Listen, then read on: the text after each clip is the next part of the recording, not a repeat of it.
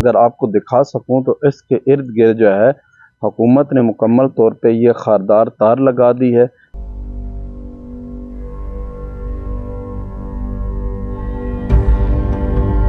بسم اللہ الرحمن الرحیم۔ ناظرین، میں ہوں محمد حنیف اور آپ دیکھ رہے ہیں WGO میڈیا اردو۔ ناظرین، آج جس مقام پہ میں کھڑا ہوں اس کو ڈلوال علاقہ کہا جاتا ہے۔ اس کی بڑی طویل تاریخ ہے۔ اگر اس کو دیکھا جائے تو رنجیت سنگھ کے نام سے کون واقف نہیں۔ رنجیت سنگھ وہ جابر ظالم تھا کہ جس نے مسلمانوں کے لہو، مسلمانوں کے خون سے ہولیاں کھیلی۔ اس نے مساجد کو بند کیا، اس نے مسلمانوں پہ ظلم و تشدد کے ایک پہاڑ توڑے۔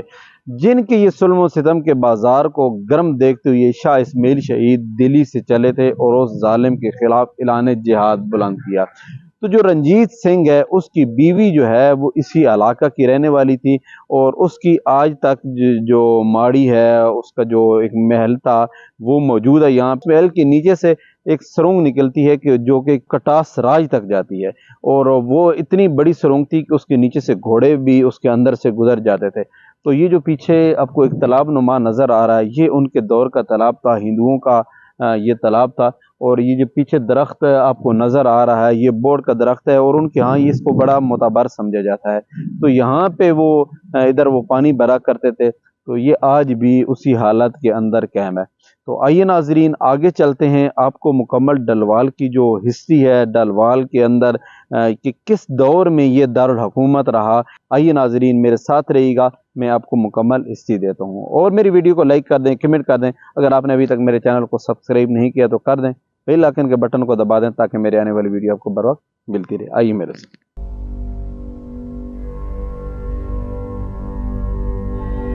تو ابھی ہمارا سفر اس مندر کی طرف ہوگا جس مندر کے اندر مسلمان فیملی رہائش پذیر ہے، اور اس مندر کو خاردار تاروں سے لپیٹا گیا ہے۔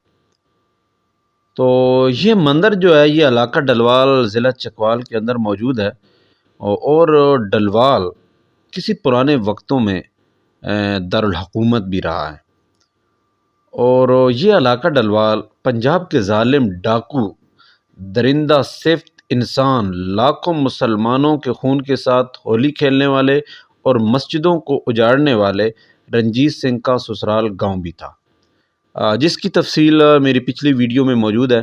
میں نے آئی بٹن دے دی ہے، تو آپ کو ڈسکرپشن کے اندر وہ ویڈیو مل جائے گی، اور آپ اس کے اندر میری پوری تفصیل آپ سن سکیں گے۔ اور وہ ماڑی بھی میں نے دکھائی ہے کہ جو کہ رنجیت سنگھ کی بیوی کی ماڑی تھی، اور اس کے نیچے سے باقاعدہ سرنگیں تھی اور گھوڑے گزرا کرتے تھے۔ تو اب ہم مندر کے قریب پہنچ گئے ہیں، تو ہم آگے معلومات آپ کو بھی دیتے ہیں اس مندر کی۔ یہ ہے جی وہ مندر جس کے بارے میں ہم آپ کو دکھانے جا رہے ہیں کہ اس کے اندر مسلمانوں کے ڈیرے ہیں، اور باقاعدہ طور پر ایک مسلمان فیملی کئی سالوں سے اس مندر کے اندر رہائش پذیر ہے، وہ یہاں رہتی ہے۔ تو ابھی آپ دیکھیں تو واقعی اس مندر کی یہ چار دیواری پر مکمل خاردار تار لگائی گئی ہے۔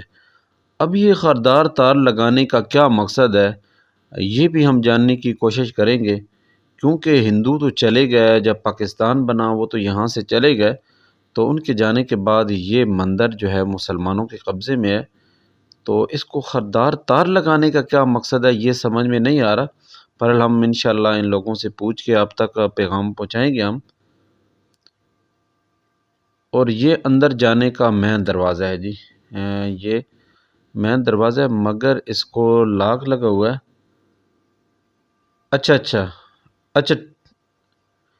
ہمیں کہا گیا کہ آپ مشرق سائیڈ کی طرف آئیں تو بوہڑ کے درخت کے ساتھ اندر جانے کا راستہ آپ کو مل جائے گا۔ تو ہم چلتے ہیں اس طرف، اور اندر جا کے آپ کو مکمل وزٹ کرواتے ہیں جی۔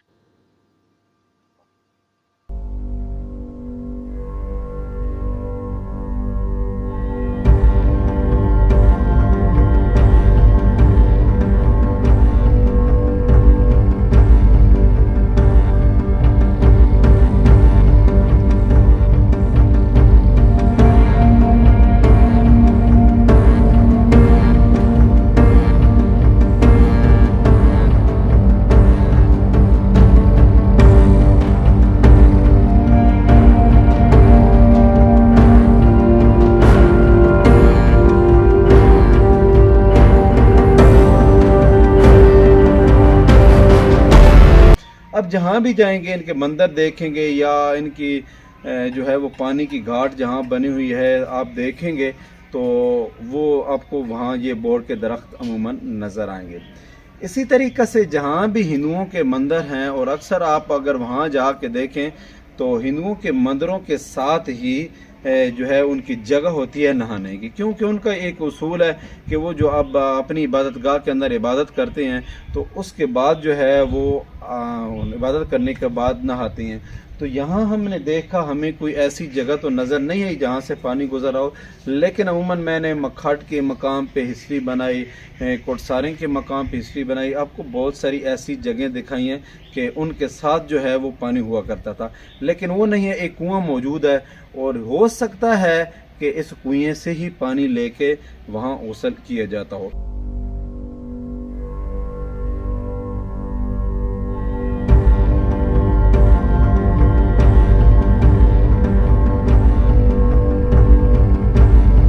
سب سے پہلے ناظرین مندر کی چار دیواری کے اندر لگے اس بوڑ کے درخت پر تبصرہ کرتے ہیں کہ بوڑ کے درخت محبت عقیدت کی کئی داستانوں اور علاقے کی قدیم تاریخ کے امین ہیں۔ ہندو مت اور بدھ مت مذہب کے پیروکار برکت کے مقدس سمجھتے ہیں۔ کوئی اس کو بوڑ بولتا ہے، کوئی اس کو برگد بولتا ہے، کوئی اس کو بد بولتا ہے۔ تو یہ بہرحال ہندو مذہب اور بدھ مت مذہب جو ہے ان کے یہ بڑے مقدس سمجھے جاتے ہیں۔ تاریخی حوالوں سے یہ ثابت ہے کہ بعض ہندو طبقات قدیم برکت کے درختوں کی پوجا کرتے ہیں، دودھ سمیت دیگر اشیاء کے چڑھاوے بھی چڑھاتے تھے۔ روایت ہے کہ سکندر اعظم جب دنیا کو فتح کرنے کا عزم لے کر نکلا تو اس نے 7,000 فوجیوں کے ساتھ برکت کے درخت کے نیچے کئی دن تک پڑاؤ جاری رکھا۔ اسے انگریزی زبان میں بنیان کہا جاتا ہے، جو گجراتی لفظ بنیا سے ماخوذ ہے۔ بنیا کا لفظ ہندو تاجروں کے لیے استعمال ہوتا ہے۔ روایت ہے کہ ہندو کہلانے والے ہندو تاجر اپنا سامان فروخت کرنے کے لیے دور دراز علاقوں میں جایا کرتے تھے۔ گرمی سے بچنے اور تھکاوٹ اتارنے کے لیے وہ ان درختوں کے نیچے لیٹ جایا کرتے تھے۔ یہ بھی روایت ہے کہ ہندو بنیے اس درخت کے نیچے اپنی دکانیں سجایا کرتے تھے۔ تو یہ ہے جی اس کی مختصر سی جو میں نے آپ کو بتایا ہے اس بورڈ کے درخت میں۔ تو ابھی مندر کی طرف چلتے ہیں۔ تو پہلے میں مندر کا بیرونی مناظر آپ کو دکھاتا ہوں، اس کے بعد اندر بھی لے کے جاؤں گا انشاءاللہ۔ یہ دیکھیں جی، یہ مندر کی بیک سائڈ پر یعنی کہ جو اس کا دروازہ ہے مندر کا وہ مشرق سائڈ پہ ہے اور یہ مغرب سائڈ پہ گیزر لگا ہوا ہے پانی گرم کرنے کے لیے، اور یہ جیک جلانے کے لیے کوئلے بھی رکھی ہوئی ہیں، اور سر ٹوٹی بھی لگی ہے، اور صابن رکھنے کے لیے وہ بھی لگی ہوئی ہے، برتن دھونے کے لیے یہ ٹوٹی، اور یہاں میرے خیال میں جگہ بھی بنی ہوئی ہے برتن دھونے کے لیے۔ اور اس کے ساتھ ہی دیکھیں تو ٹچ باتھ روم ہے، اور باتھ روم کے اوپر پانی والی ٹینکی بھی رکھی گئی ہے، یعنی اس سے آپ اندازہ لگا سکتے ہیں کہ اس کے اندر فیملی ہے۔ اور میرے پیچھے اگر دیکھیں تو آپ کو ڈش بھی نظر آ رہی ہے، یہ ڈش اس فیملی کی کچن پر پڑی ہے، یعنی یہ کچن ہے اور اس کچن کے اوپر یہ جو اندر سے یعنی اپنا سالن روٹی جو بناتے ہیں اس کے اوپر یہ ڈش رکھی گئی ہے۔ تو یہ اس فیملی جو فیملی مندر کے اندر رہتی ہے یہ اس فیملی کی ڈش ہے اور ان کا یہ کچن ہے۔ اور مندر کے اندر سے انہوں نے کھڑکی نکالی ہوئی ہے جس پر سردی سے بچنے کے لیے فی الحال اس پر توڑا ڈالا گیا جو آپ کو میرے پیچھے نظر آ رہا ہے۔ تو اب اندر جاتے ہیں جی۔